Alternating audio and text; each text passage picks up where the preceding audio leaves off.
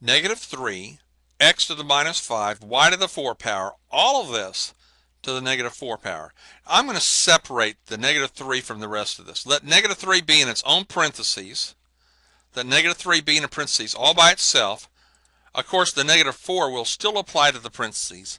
And then I'm going to have x to the minus 5, y to the 4 in parentheses by itself with the negative 4. Okay?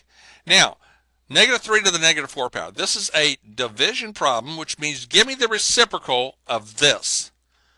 The reciprocal of this, you're going to take that parentheses, shift it down to the bottom, and change the negative 4 to a plus 4.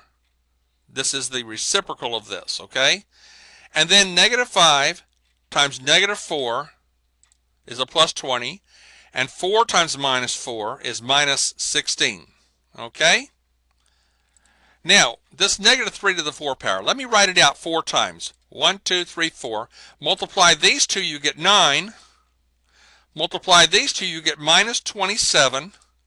And minus 27 times minus 3 is a plus 81. So I'm going to replace this with 81. Okay? And then I have x to the 20 on top.